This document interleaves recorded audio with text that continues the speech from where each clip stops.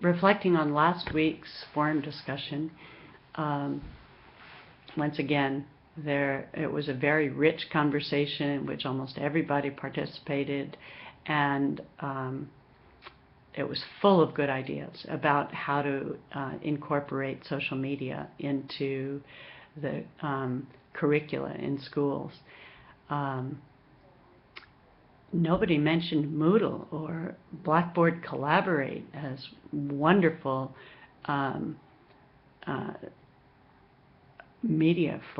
social media for collaborating, but oh well, I guess we'll do the best we can with what we have. Your idea of using interactive podcasting, Twitter, Instagrams, Facebook, particularly for problem solving, and I would also suggest for collaborating. Those are great ideas. Also, with regard to educating parents and teachers, it's a great idea to have the kids be in charge of that process.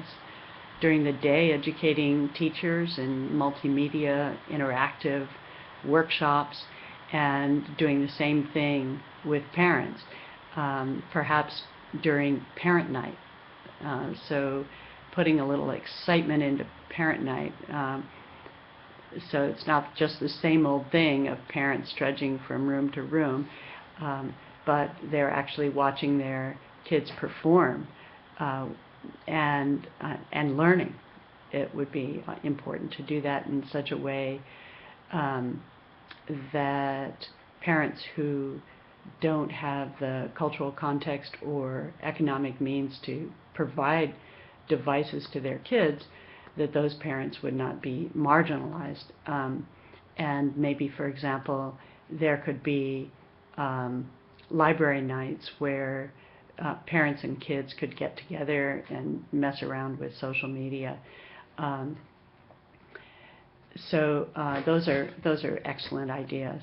One thing it's important to clarify is that social media and instantaneous information and those sorts of things, there's no evidence that they create ADHD or an ADD, but they may be one of many factors that complicate the learning process for kids. There's a language issue that it happens throughout the conversation that I want to bring your attention to. There's a lot of talk about what parents and teachers must or should know. And inasmuch as the way you frame something in language informs how you act, you might think about framing it, a response to a question like this, in terms of, this is how I, as the school social worker, could make this important thing happen.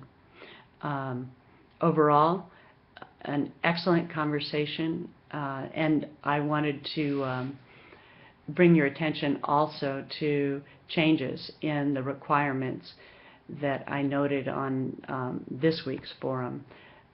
So instead of being required to have 3 original posts and 3 responses, you'll only have to do 1 original post.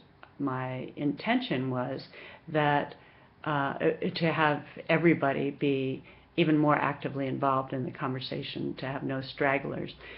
But I realized that requiring 3 original posts could actually detract from the conversation and lead not only to a work overload, but to a more choppy conversation. So I've heard you and responded by changing that part of the assignment.